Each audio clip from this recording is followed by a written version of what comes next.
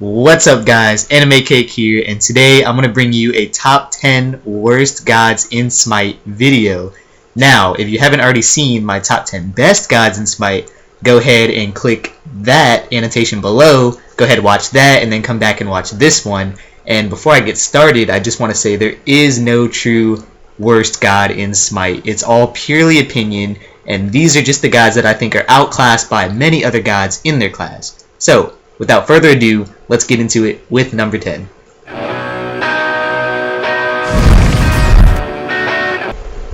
Number 10 on this list is Cabrakan, the Destroyer of Mountains, or as some people like to call, Six God. Six God is a really good god, but he's a terrible support. He has several abilities that don't really help out too much in duo lane. His passive is really good. It's called Shadow Zone, and he gets 5% reduced damage. He gives that to other people around him. Seismic Crush is a buff. Refraction Shield is his main damage source. It's a slam. And then he has Tremors, which uses mana to slam the ground around him. Now, it's pretty cool, and he's a really cool Guardian, but as I said before, he's not really good at laning or being a support. He gets outclassed quickly by other Guardians like Athena, Ares, Kumbhakarna, and Khepri. So I wouldn't really go for Cabrakan if you're running Conquest, but he's really good in Siege, he's really good in Arena, and he's really good in Joust if you plan on running a very aggressive Guardian type. He can rack up kills in Joust and Arena fairly quickly because of his slams, but as I said before, in Conquest, it's just really not good to have him. He's just outclassed by a lot of different Guardians. But he is very scary. So don't overlook him and say, Cabrakan, oh, let's go ahead and clap him, because he might be the one clapping you in the end.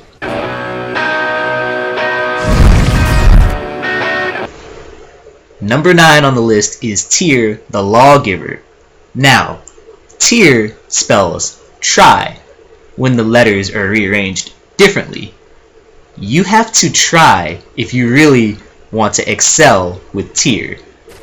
He has several abilities that make him pretty formidable, one being Unyielding, his passive, which makes all stuns, taunts, fears, intoxicates, and mesmerizes last only 1 second, no matter what.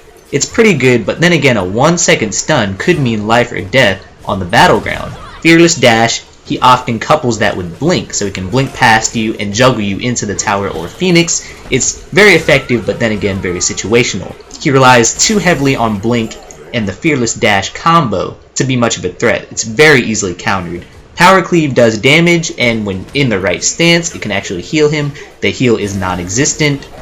And Lawbringer is his ultimate. He slams on enemy gods in AoE, fairly hard to avoid, but fairly minimal damage. Tyr is very good in Arena and Joust with his crowd control and AoEs, but in Siege and Conquest, he's just very unviable. He gets outclassed by many other warriors such as Bellona and Sun Wukong. You have to know when to use Tyr and how to use him to be good with him.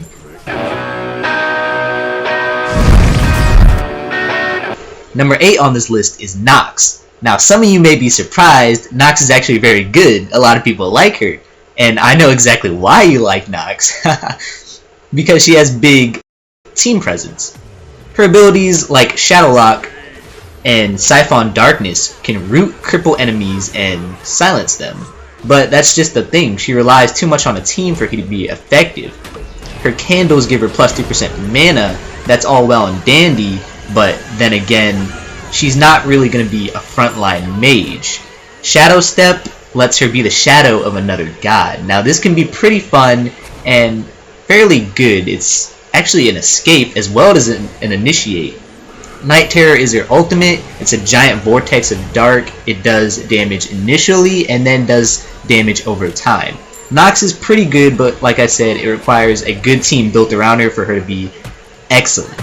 Now, there is some cool stuff you can do with her Shadow Step involving other gods and their ultimates. So if you Shadow Step Thor, for example, before he ults, you can go into the air with him, and this is something I like to call Dark Thunder, or if she Shadow Steps Thanatos when he uses his ult for a Dark Execution. Or maybe you want to Shadow Step Apollo and have like a Dark Chariot or something. Or maybe Athena, Dark Olympus. And then Ratman, maybe Dark Nuts. But anyway, she's good on Joust and Arena, but she's very bad in Conquest and Siege. She's horrible mid laner in Conquest. She's outclassed by a lot of people. She's not really good unless she has a team to initiate on her abilities, most notably her Root, her Cripple, and her Silence. She just doesn't do the damage by herself, and she needs a good team to be good. Number 7 on this list is Ratatoskr, or as I like to call him, Ratman.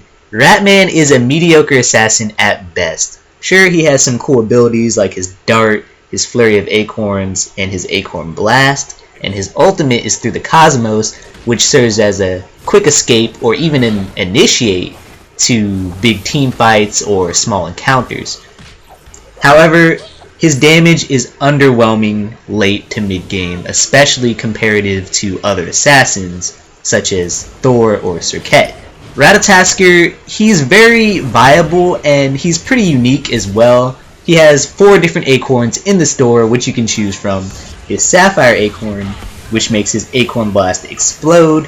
His Emerald Acorn, which makes his Acorn Blast heal him on hit. His Topaz Acorn, which causes a stun to happen on the second hit of his Dart. And a Opal Acorn, which makes Lightning Shootout whenever he does his Dart. This makes Ratatoskr pretty fun. You can play him in different ways, and they also give effects such as power, penetration, and cooldown whenever you buy the Acorn in the store.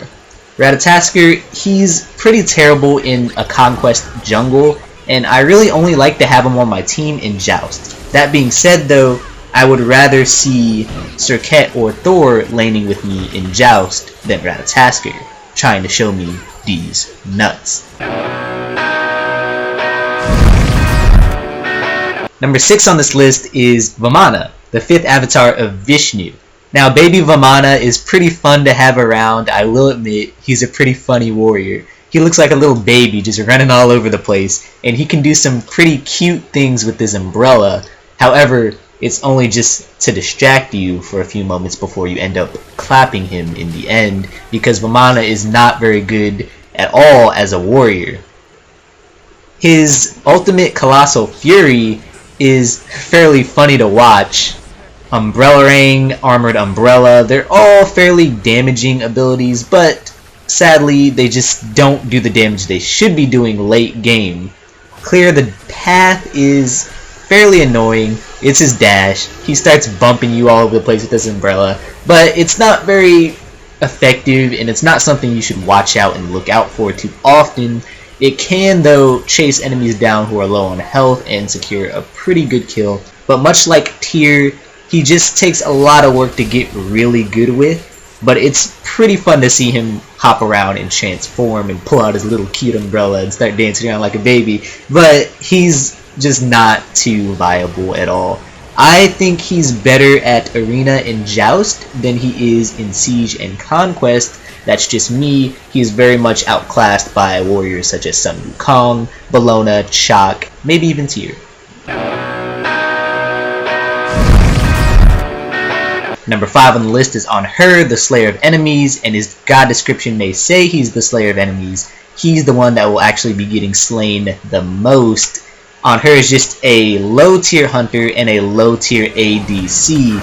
His ability Impale knocks people back, and Shifting Sand slows people down in an area, but as an ADC you just don't really care about crowd control all too much.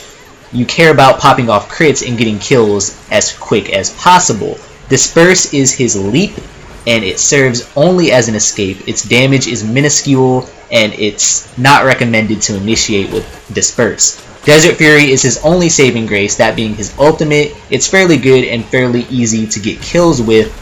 Enfeeble is his passive, and it makes it so his spears reduce the enemy protections, and when coupled with something in the store that has the same or similar effect, it can be quite deadly. On Her is just, as I said before, a low tier hunter. He just doesn't cut it for me.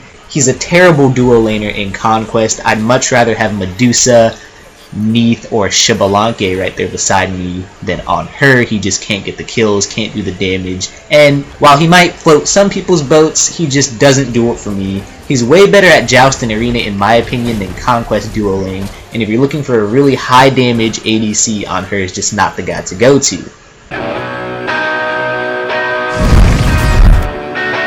Number 4 on the list is Kali, the goddess of destruction, and there's a reason you never see her played anymore, at least not on Xbox. It's because she's terrible. Everything about her is bad. Her abilities, her moves, her ultimate, her passive, it's just all terrible. And she has quite a few abilities and they all don't matter because they're all terrible. Incense is the one you really have to watch out for though. It's a stun and that can catch you off guard if you're not too careful. And destruction is her ultimate, and it makes her invincible for a very short period of time, and a surefire way to counter that is to go ahead and buy yourself an Aegis from the store. Go ahead, use that at the same time as her ultimate, and then proceed to clap her after she is done, because she can't do anything else after that. Her passive is Marked for Death, and every time she kills her marked target, she gets a significant heal. It does not matter, she will never kill her marked target because she is bad. Anyway, she just doesn't have teamfight presence. She doesn't even have laning presence.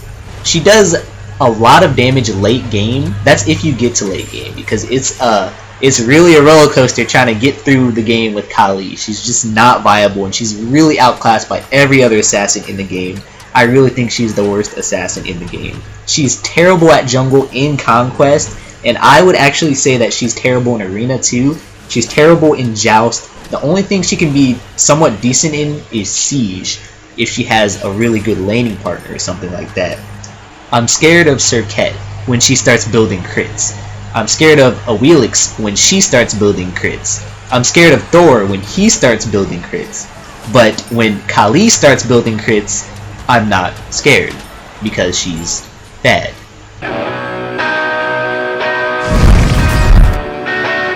Number 3 on the list is Ullr, the glorious one, and there's nothing glorious about Ullr at all. Just like On Her, I find Ullr to be a very low tier hunter and a very low tier ADC. He has 2 stances, which makes him very unique and pretty fun to play. He has a regular stance and a melee stance. He has an ability called Bladed Arrow, where he fires an arrow in a straight line, and in the melee stance, he actually throws an axe, which can stun people. Exposed Weakness gives him physical power, and in his melee stance, it gives him movement speed. And Hail of Arrows is a flurry of arrows, and it's a giant AoE, and in his melee stance, it's called Glory Bound, and it's actually turned into a leap. He has quite a few abilities, and like I said again, he's fun to play, but when you get down to it, it doesn't matter what stance he's in, he still can't get the job done, especially in a Conquest duo lane. I'd much rather see Medusa by my side or Xbalanque than Ullr, because he just can't do much. And to be fair, I'm pretty sure there are some people out there who excel with Ullr, and he's pretty hard to use too. He has 2 stances, you gotta know when and where to chain stances, and how to pull off his combos and everything, but for the time being, I just really don't think he's a very good hunter at all, and I think that people should stay away from him. He's pretty annoying too in lane, because the only thing you'll hear him say is, The hunt is on! The hunt is on! The hunt is on!